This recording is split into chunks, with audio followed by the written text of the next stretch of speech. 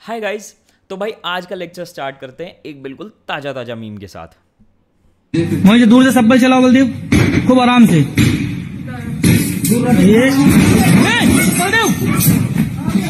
चलो चलो, कुछ नहीं हुआ, कोई टेंशन नहीं। हाँ जी, तो भैया बलदेव की कहानी के साथ ये लेक्चर हम स्टार्ट कर रहे हैं, जो कि आपने टाइटल थंबनेल में भी देख लिया ना कि भाई हम बात करें चैप्टर 1 में हमारे उस टॉपिक की जो कि है लेवल्स ऑफ मैनेजमेंट। भाई हमारा नारा क्या है? बिजनेस भी, फुल मार्क्स भी। आज आप लोगों के लिए बिल्कुल नेक्स्ट लेवल केस स्टडीज लेके आया हूं, प्रैक्टिकल वाली, जिसके थ्रू आप इस टॉपिक को बहुत प्यार से समझ जाओगे और आपके दिमाग में जिंदगी भर के लिए छप जाएगा। पढ़ेंगे हम हमेशा की तरह एनसीईआरटी के थ्रू, क्योंकि आपके चाहे बोर्ड हो चाहे सीयूईटी से क्वेश्चन एनसीईआरटी से आते हैं और कहीं और से नहीं आते। तो लैंग्वेज हमें यहां पे समझना जरूरी है। सारे नोट्स ये जो है मेरे वाले खुद के भी, और आपको एनसीईआरटी पूरी फुली मार्क्ड आपको पिन कमेंट में मिल जाएगा। ठीक है, तो without further do let's start. तो देखो, सबसे पहले हम ये समझते हैं आज हम डिस्कस क्या करने वाले हैं, या लेवल्स ऑफ मैनेजमेंट का मतलब क्या है। तो देखो, आप मेरा यहाँ पे माउस हाईलाइटेड देख सकते हो, तो जरा पढ़ना स्टार्ट करते हैं। Management is a universal term used for certain functions performed by individual in an enterprise who are bound together in a hierarchy of relationship। ठीक है, अब देखो यहां पे क्या कहा गया है कि मैनेजमेंट जो है ना, ये यूनिवर्सल टर्म है। पूरी दुनिया में कोई भी ऑर्गेनाइजेशन हो, चाहे वो सरकारी हो, चाहे वो प्राइवेट हो, चाहे वो एनजीओ हो, चाहे वो कुछ भी हो, ठीक है, वहां पे आपका मैनेजमेंट एक यूनिवर्सल टर्म है, हर जगह यूज होती है। और यहां पे क्या होता है, कई सारे इंडिविजुअल एक एंटरप्राइज में काम करते हैं, फंक्शंस परफॉर्म करते हैं। ठीक है, और क्या कहा गया है, वो सारे इंडिविजुअल्स ना जुड़े हुए होते हैं हायरार्की के साथ। अब ये हायरार्की वर्ड बहुत इंपॉर्टेंट है, कि अपनी डिक्शनरी में जरूर ऐड कर लेना। इसका मतलब क्या होता है हायरार्की का? देखो, हम बहुत सिंपल एग्जांपल उठाते हैं सरकार का। ठीक है, अब सरकार में सबसे ऊपर कौन है? भाई साहब प्राइम मिनिस्टर मोदी जी। ठीक है, उसके बाद उनका पूरा कैबिनेट है, फाइनेंस मिनिस्टर है, आपके रेलवेज मिनिस्टर है, रोड मिनिस्टर है, आपके एक्सटर्नल अफेयर्स मिनिस्टर है। ठीक है, ऐसे करके बहुत सारी मिनिस्ट्रीज है। ठीक है, अब उन मिनिस्टर्स के अंडर अपने अपने कैबिनेट होते हैं, जिसमें अलग अलग आईएएस ऑफिसर्स काम करते हैं, अलग अलग पोजीशन के लोग काम करते हैं। उनके अंडर बहुत बड़ी बड़ी हायरार्की होती है, पता नहीं फिर कौन होते हैं, फिर उनके नीचे और कोई लोग होते हैं, उनके नीचे क्लर्क होता है सबसे नीचे आके। ठीक है, तो समझना चाह रहे हो मैं क्या कहना चाह रहा हूं? एक पूरी ऑर्गेनाइजेशन में ऊपर से नीचे तक हायरार्की बनी हुई है। ठीक है, उस हायरार्की को यहां पे हम समझने की कोशिश करेंगे। अब चाहे वो सरकार हो, चाहे वो प्राइवेट कंपनी हो, हायरार्की हर जगह होती है। और हायरार्की इसी लेवल्स को कहते हैं कि कोई किसी के नीचे, फिर उसके नीचे कोई और, फिर उसके नीचे कोई और मैं तुम्हें एक बड़ा प्यारा सा एग्जांपल देता हूं। ठीक है, मैंने बड़ी प्यारी सी फोटो, मेरे को बड़ी पसंद है, ये देखो, ये हायरार्की है। ठीक है, कि भैया ये तुम देख रहे हो, ये तो भाई जो आपका ये वाला है बैठा हुआ है, ये सबसे ऊपर है, ये उनके नीचे पर गंद मचा रहा है, उसके नीचे वाले उस ऊपर वाले का गंद झेल रहे हैं, और नीचे वाले सबसे ज्यादा गंद झेल रहे हैं। ठीक है, तो ऐसे ही हायरार्की बन जाती है कि सबसे ऊपर वाले अपना मौज काटते हैं, हालांकि सबसे ज्यादा स्ट्रेसफुल काम उनका ही कोई होता है, बट अभी समझेंगे। ठीक है, अब आगे क्या लाइन बोली गई है, ये लाइन जो येलो में ना, ये मार्क कर लेना, ये याद करने वाली लाइन है, समझने वाली लाइन है। To be able to fulfill that responsibility, he is assigned certain amount of authority or the right to take decisions। हमने अभी ऊपर वाली लाइन में क्या पढ़ा कि भाई हायरार्की में हर इंसान को कुछ ना कुछ काम करना होता है। टॉप वाले बंदे का अलग काम होगा, उससे नीचे वाले का अलग काम होगा, उससे नीचे वाले का अलग काम होगा। अब उसको अगर अपना काम अचीव करना है ना, उसको किसी तरीके की अथॉरिटी मिलती है। और अथॉरिटी का क्या मतलब होता है, यहां पे बताया है राइट टू टेक डिसीजन। अब भाई मोदी जी के पास जो अथॉरिटी है, ठीक है, वो तो किसी के पास नहीं हो सकती। मोदी जी ने खड़े खड़े कह दिया भैया नोट डिमोनेटाइज हो गए, खत्म हो गए नोट्स, तो भाई वो खत्म हो गए, अब उसको कोई क्वेश्चन नहीं कर सकता, उनकी अथॉरिटी कोई क्वेश्चन नहीं कर सकता। ठीक है, तो ये है राइट टू टेक डिसीजन, वो अथॉरिटी है मोदी जी के पास। अब कोई क्लर्क एसबीआई का थोड़ी ना ये जाके कर देगा। ठीक है, this authority responsibility relationship bind individual in as superiors and subordinate and give rise to different level in the organisation. अब क्या होता है भाई, जो सबसे ऊपर अथॉरिटी वाला बंदा होता है, उसके नीचे जो बंदे काम करते हैं, उनके पास कुछ रिस्पॉन्सिबिलिटीज होती हैं। मोदी जी हैं, मोदी जी के अंदर रेलवे रोडवेज मिनिस्टर है नितिन गडकरी। अब भाई नितिन गडकरी की पूरे देश की जितनी भी रोडें हैं वो उनकी जिम्मेदारी है, और उनके ऊपर रिस्पॉन्सिबिलिटी है कि भाई उसमें डेवलपमेंट हो और वो मेंटेन्ड रहे। अगर वो काम नहीं हुआ तो मोदी जी के पास पूरी अथॉरिटी है उनको क्वेश्चन करने की, उनके ऊपर एक्शन लेने की और उनको चेंज करने तक की अगर चीजें ठीक ना हो। तो भाई मोदी जी के पास अथॉरिटी है और नितिन गडकरी जो रोडवेज मिनिस्टर है उनके पास रिस्पॉन्सिबिलिटी के उनको जो काम दिया गया सिर्फ और सिर्फ रोडवेज का वो मैनेज करके चले। ठीक है, तो अब ये जो हम टॉपिक पढ़ने वाले ना एनसीईआरटी, वैसे तो लेवल ऑफ हायरार्की कई होती हैं बट देखो हमारे एनसीईआरटी में बहुत सिंपल वे में क्या किया गया है, 3 लेवल ऑफ हायरार्की बनाई गई है जो आप देख भी सकते हो, top level management, middle level management और ऑपरेशनल मैनेजमेंट या सुपरवाइजरी मैनेजमेंट या लोअर लेवल मैनेजमेंट, कुछ भी कह देते हैं। ठीक है, तो ये तीनों नाम याद रख लेना। ठीक है, अब हम इन तीनों के काम समझेंगे कि क्या काम करती है टॉप लेवल मैनेजमेंट और जिस वजह से टॉप लेवल का कहा जाता है, मिडिल लेवल क्या करती है जिस वजह से मिडिल कहा जाता है, और ऑपरेशनल लेवल मैनेजमेंट क्या करती है जिसकी वजह से उसे ऑपरेशनल कहा जाता है। पर एक चीज मैं तुम्हें बड़ी मस्त सी अभी बता देता हूं, ठीक है, जो कि मेरे को अपने टाइम में जब मैं बोर्ड के एग्जाम दे रहा था मुझे बिल्कुल एग्जाम के 2-3 दिन पहले पता चला था। लेवल ऑफ मैनेजमेंट में या जो भी हम मैनेजमेंट की बात कर रहे हैं ना, इसमें वर्कफोर्स इंक्लूडेड नहीं है। वर्कफोर्स का क्या मतलब होता है, देखो वर्कफोर्स वो होती है, मैनेजर्स वो हैं जो कि कुछ खुद से काम नहीं करते। मैनेजर का काम क्या होता है, लोगों से काम बनवाना। मैनेजर का क्या काम होता है, पॉलिसीज बनाना। मैनेजर का क्या काम होता है, प्लान्स बनाना। मैनेजर का क्या काम होता है, ये मेक श्योर करना कि प्लान्स सक्सेसफुल हो रहे हैं, काम बन रहा है। पर मैनेजर कभी खुद काम नहीं करता है। ठीक है, अभी हमने जो मीम देखा, मैंने उसमें तुम्हें क्या दिखाना चाह रहा था, जो भाई साहब वो सुपरवाइजर होते हैं जो बलदेव की चिंता लेते हैं, अरे कोई चिंता नहीं है, चलो सब सही है सब सही है। ठीक है, वो लोअर लेवल मैनेजर है, वो बलदेव को गाइड कर रहा था, वो बलदेव को मोटिवेट कर रहा था, वो बलदेव को से काम करवा रहा था, पर वो खुद काम नहीं कर रहा था। बलदेव वर्कफोर्स है। ठीक है, जो तुम देख रहे हो ना यार यहाँ पे क्या कहते हैं मेरे माउस कर्सर के थ्रू, बलदेव वर्कफोर्स था। ठीक है, और जो बंदा उससे काम कर रहा था वो लोअर लेवल मैनेजर था। ठीक है, तो यहाँ पे हम टॉप, मिडल और लोअर लेवल मैनेजमेंट के काम और उनकी सारी चीजें समझेंगे। हम ये नहीं देखेंगे कि वर्कफोर्स क्या करती है, वर्कफोर्स की तो बात ही नहीं हो रही है यहाँ पे। ठीक है, तो इस डिस्टिंक्शन को बहुत अच्छे से समझना।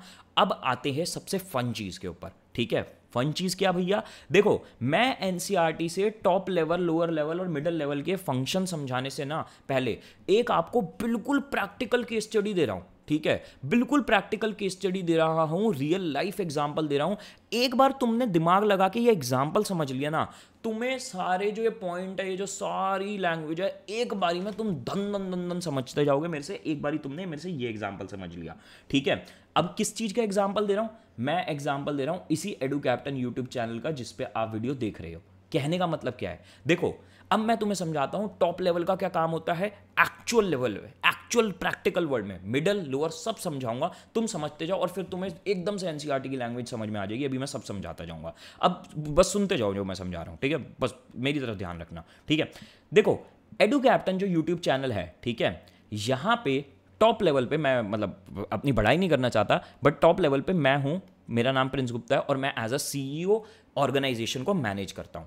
अब देखो टॉप लेवल पे बैठ के ना मेरे बहुत सारे काम होते हैं। ठीक है, टॉप लेवल पे बैठ के मेरे को सारे ऑर्गेनाइजेशन के गोल सेट करने हैं कि भैया हमारा, जैसे मैंने इस साल का गोल सेट किया, हम 4 लाख सब्सक्राइबर पे पहुंच पाए। अब देखो तुम्हारी कृपा रही तो पहुंच भी जाएंगे। ठीक है, मेरे को गोल सेट करना है कि हमारा जो कोर्स है इससे हम इस साल और अच्छे रिजल्ट्स डिलीवर कर पाए। 2022 में हमने 30 बच्चे पहुंचाए थे एसआरसीसी, 30 बच्चे सुखदेव पहुंचाए थे, AIR1 हमारे पढ़ाए हुए बच्चे की थी।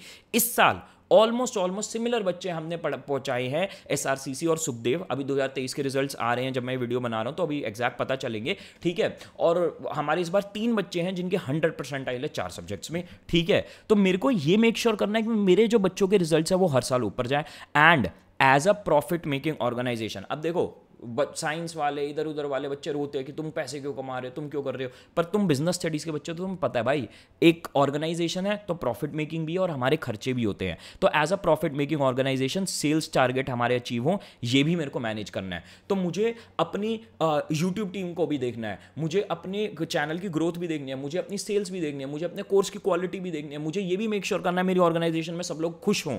ठीक है, तो एज अ सीईओ मुझे सारी चीजें मैनेज करनी है, मुझे पॉलिसी बनानी है और पूरी ऑर्गेनाइजेशन को मैनेज करना है। पर मिडिल लेवल पे कौन आता है, मिडिल लेवल पे मैं आपको एक एग्जांपल देता हूं, जैसे हमारे आर्यन आते हैं। आर्यन कौन है, आर्यन हमारे यूट्यूब के हेड है, ठीक है, हमारे यूट्यूब को हेड करते हैं आर्यन, ठीक है। आर्यन को मैंने जाके बताया, आर्यन को मैंने जाके बोला भाई देख इस साल का हमारा टारगेट है 4 लाख सब्सक्राइबर होने ही होने चाहिए, ठीक है। और आर्यन को मैंने थोड़ा थोड़ा बता दिया कि भाई इस बार हमें यूट्यूब पे पूरा सारे कॉमर्स के subject board point of view से पूरे A to Z फ्री में पढ़ाने हैं, ठीक है। आर्यन को जाके मैंने ये बोला कि भाई देख इस महीने में इतनी बारी हमें कोर्स लॉन्च करना है और वहां से हमें स्टूडेंट्स को उठाने हैं, ठीक है। ये सारे काम आर्यन को मैंने बता दिए। अब आर्यन को मतलब नहीं है कोर्स की क्वालिटी, वो भूपेंद्र सर का काम है, ठीक है। कोर्स की क्वालिटी चेक करना वो भूपेंद्र सर का काम है, सेलिंग हो रही है वो हिमांशी का काम है। आर्यन को कोई मतलब नहीं है, आर्यन को सिर्फ एक चीज से मतलब है कि मेरे को प्रिंस ने आके टारगेट दिया 4 लाख सब्सक्राइबर का। अब वो पूरा दिमाग लगा के भाई साहब पूरी स्ट्रैटेजी बनाएगा कि 4 लाख सब्सक्राइबर कैसे करने हैं, कितनी वीडियोस डालनी है, कब वीडियोस डालनी है, उनकी शक्ल कैसी दिखनी चाहिए, उनकी राइटिंग कैसी होनी चाहिए, उनकी सारी चीजें कैसे पूरी प्लान आउट करना, ये आर्यन का काम है, ताकि ये मेक श्योर हो सके कि 4 लाख सब्सक्राइबर हो जाए, ठीक है। तो ये तो आर्यन का काम हुआ as a middle level manager.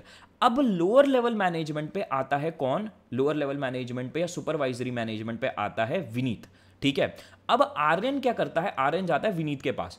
Aryan Vineet के पास जाके ये कहता है भाई सुन देख इस हफ्ते की मैंने पूरा प्लान आउट कर दिया है, ये वीडियोस के टॉपिक्स जाएंगे, ठीक है, ये सारी वीडियोस रहेंगी, उनके टाइटल सब ये रहेंगे, उनके थंबनेल सब ये रहेंगे, ठीक है। अब विनीत तुझे मेक श्योर करना है, मैंने तेरे अंडर बंदे लगा रखे हैं, अब तुझे मेक श्योर करना है कि जो मैंने तेरे को सब कुछ बताया ना फुलफिल हो, ठीक है। अब विनीत के अंडर एक्चुअल वर्कफोर्स है, ठीक है, एक्चुअल वो लोग जो काम करते हैं। अभी मेरे, आर्यन और विनीत तक कोई भी वर्कफोर्स नहीं थी, किसी भी इंसान ने काम नहीं किया, सबने सिर्फ प्लानिंग करी है और अपना काम दूसरे बंदे को, नीचे वाले को दे दिया। अब विनीत के अंडर हमने बहुत सारे लोग दे रखे हैं, ठीक है, मैं तुम्हें बताता हूँ। जैसे विनीत के अंडर एडिटर है, ठीक है, विनीत के अंडर हमारा ग्राफिक वाला बंदा है, ठीक है, विनीत के अंडर टीचर्स हैं, ठीक है, हमारे टीचर्स हैं जिनको विनीत बताता है कि सर ये वीडियोस जानी है, ये वीडियोस मेरे को तब तक चाहिए। विनीत के अंडर कंटेंट राइटर है, समझ रहे हो।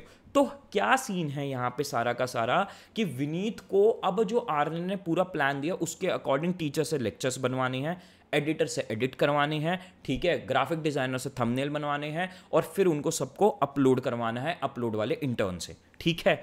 तो भाई इस तरीके से हमारी पूरी हायरार्की चलती है यूट्यूब में। पर इसमें ना एक बहुत प्यारा सा टेक है, शायद तुम लोगों को कंफ्यूजन होगा, तुम ध्यान से सुनना ना, तुम्हें एक चीज को लेकर कंफ्यूजन भी होगी जिसको मैं एंड में बताऊंगा और आपको एंड में सुन के उस बारे में मजा आ जाएगा। पर अगर अब आप ये एग्जांपल समझ गए हो ना, अब आपको ये टॉपिक बच्चों की तरह समझ में आएगा सारा का सारा, ठीक है। अब सुनो टॉप लेवल मैनेजमेंट की कहानी, ठीक है। टॉप लेवल मैनेजर का अब एनसीईआरटी ने क्या कह रखा है, देखो सिर्फ मार्किंग जो मैंने करके उस पे जाना और बाकी सब इग्नोर कर दो, ठीक है। टॉप लेवल मैनेजमेंट के एनसीईआरटी ने कहा है 5 काम होते हैं, ठीक है। अब तुम्हें सब समझ में आएगा एक बारी में।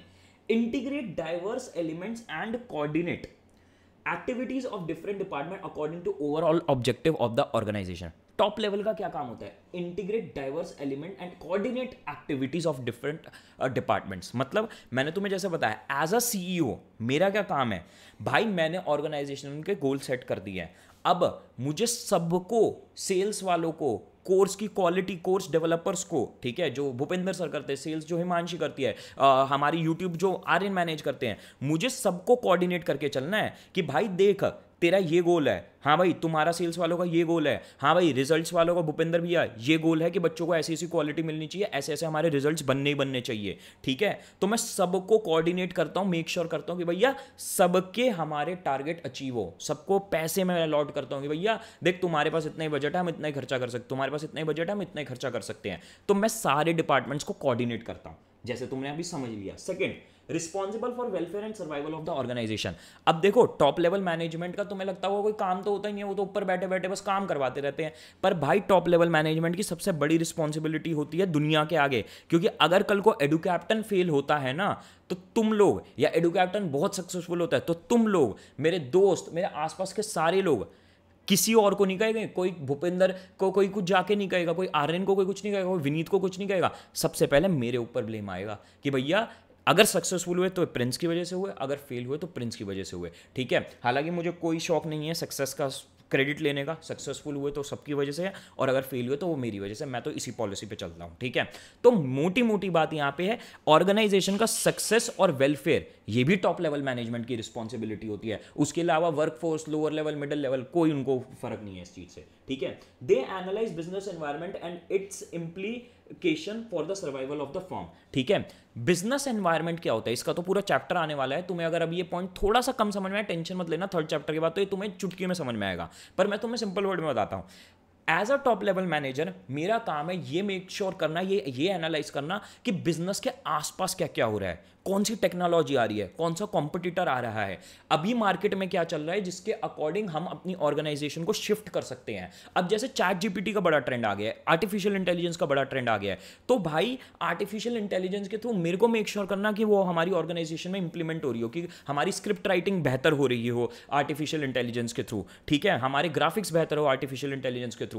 या फिर मैं देख रहा हूं कि भैया सीयूईटी आ रहा है, अगले साल सीयूईटी में ऐसे ऐसे चेंजेस होंगे, तो भाई मैं ये चीज अपनी ऑर्गेनाइजेशन को बताऊंगा कि भैया आईपी मैट और सीयूटी में ऐसे ऐसे चेंजेस होने हैं, इसको अभी से करवा के रखो ताकि हमारे कोर्स में बच्चे अच्छे से अच्छी चीजें समझ पाए। ठीक है, तो ये भी मेरा ही काम है।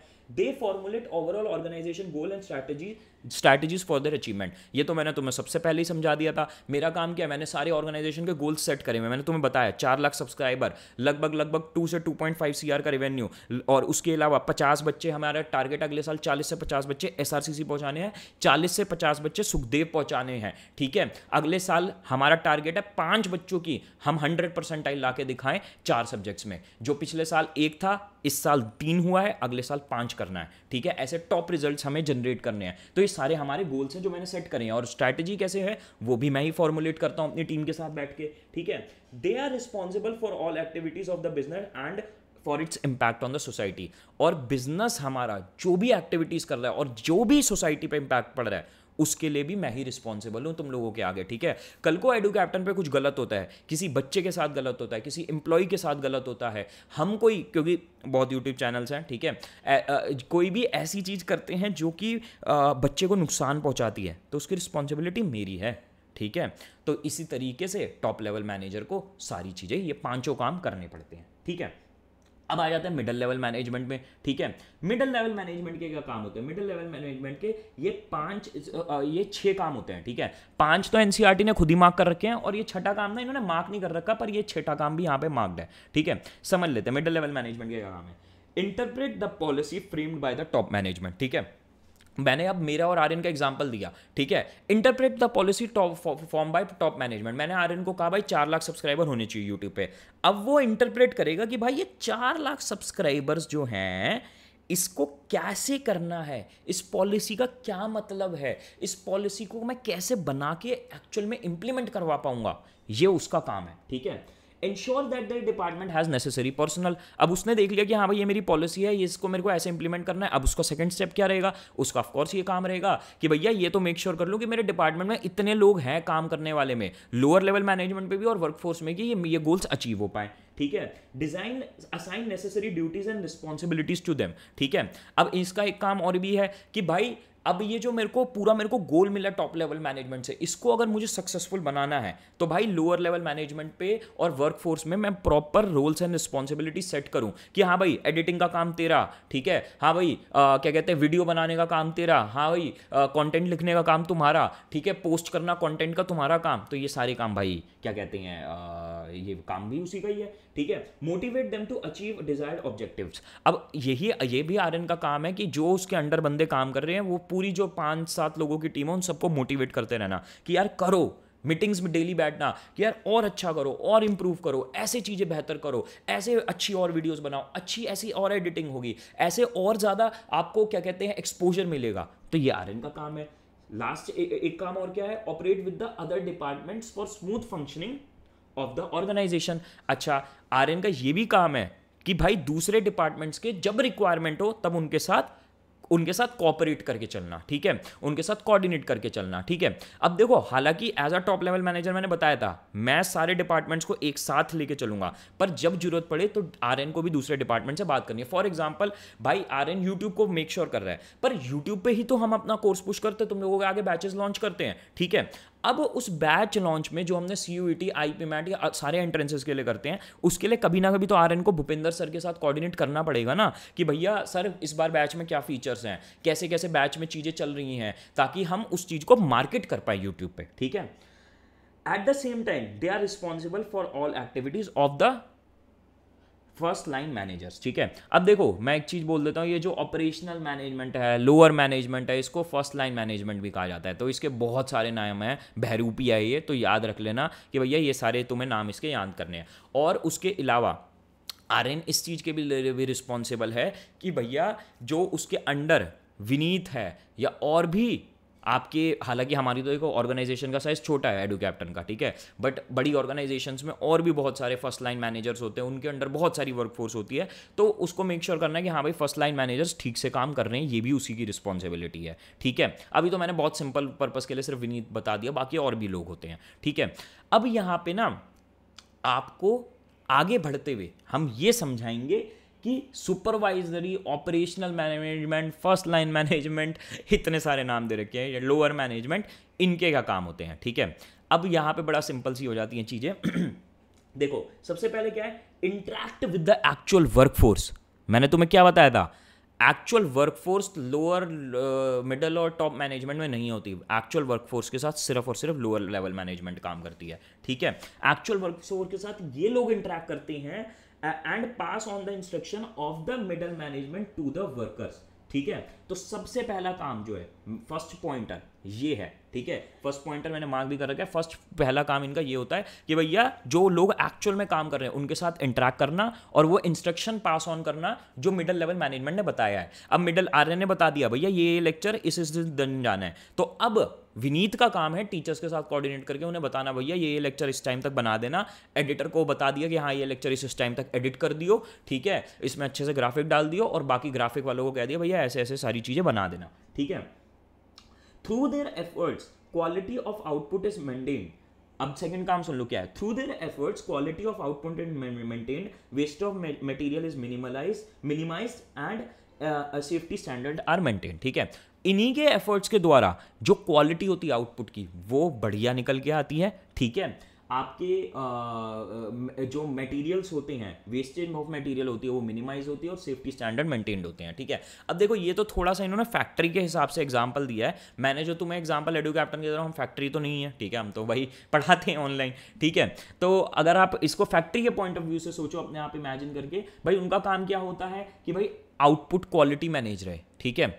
उसके अलावा वेस्टेज ना मटेरियल की, भैया इधर उधर क्या कहते हैं रॉ मटेरियल ख़राब हो रहा है, स्पॉइल हो रहा है, ठीक है, तो अननेसेसरी स्टॉक पड़ा हुआ है, and safety standards are maintained. कि भाई फैक्ट्री में अगर किसी एम्प्लॉय को चोट पड़ गई तो भैया जो हमने बलदेव का भी एग्जांपल देखा ना, आपने क्या ऑब्जर्व किया, भाई बलदेव के सुपरवाइजर की क्यों इतनी हालत ख़राब हो गई थी जब बलदेव खाई में गिरने वाला था, क्योंकि लोअर लेवल मैनेजमेंट को मिडल लेवल और टॉप लेवल ऐसी तैसी कर देगी, उस इंसान की ऐसी तैसी कर देती कि बलदेव को कैसे कुछ हो गया, ठीक है। तो इस वजह से उनकी ही रिस्पॉन्सिबिलिटी होती है मेक श्योर करना सेफ है सब, ठीक है।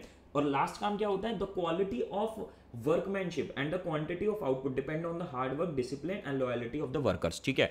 अब देखो कितना अच्छा आउटपुट आएगा और कितनी क्वांटिटी में आएगा, ये सब कुछ डिपेंड करता है discipline, hard work and loyalty of the workers. और जो वर्कफोर्स होती है उनसे कौन इंटरैक्ट करते हैं, lower level management, supervisory management, operational management, ठीक है, ये तीनों नाम है इनके, ठीक है।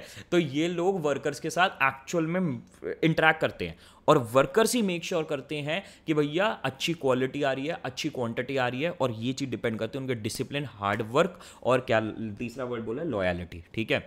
तो ये सब कुछ मेक श्योर करना है हमारे वर्कर्स में, ये भी काम लोअर लेवल मैनेजमेंट का होता है, ठीक है।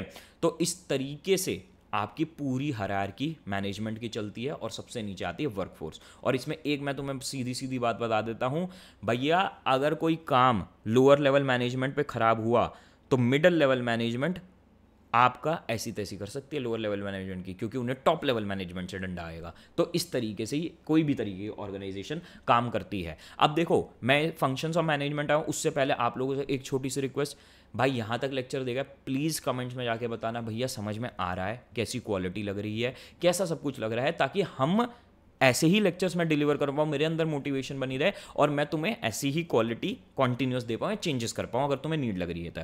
उसके अलावा मैं तुम्हें बता देता हूँ, हमारा CUET प्रिपरेशन और IP मैट प्रिपरेशन और BBA BMS जैसे कि सेंट जेवियर्स मुंबई, नासी मुंजी, क्राइस्ट यूनिवर्सिटी, इन सबके प्रिपरेशन का एक कोर्स है, ठीक है। इंडिया का पहला कोर्स जिसमें 5 दिन की मनी बैक गारंटी है, ठीक है। हम इतने कॉन्फिडेंस से कहते हैं भैया तुम कोर्स ले लो, लोग डेमो नहीं देते, हम कहते हैं हमारा कोर्स ले लो, तुम्हें पसंद ना आए पूरे पैसे वापसी ले जाना। और क्यों है हमारा कॉन्फिडेंस? क्योंकि भैया हमने लास्ट ईयर 2022 में CUET AR1 निकाला था, ठीक है। उसके अलावा हमने हमारे थ्रू 30 बच्चे SRCC पहुंचे, 30 सुखदेव पहुंचे, क्राइस्ट में हमारे 100+ स्टूडेंट है, नासी मुंजी मुंबई में हमारे लगभग 60-70 स्टूडेंट्स थे। तो ऐसे टॉप रिजल्ट्स, IIM इंदौर में हमारी AR13 24 37 रैंक थी, तो ऐसे टॉप रिजल्ट्स हमने निकाले हुए हैं हमारे कोर्स के थ्रू।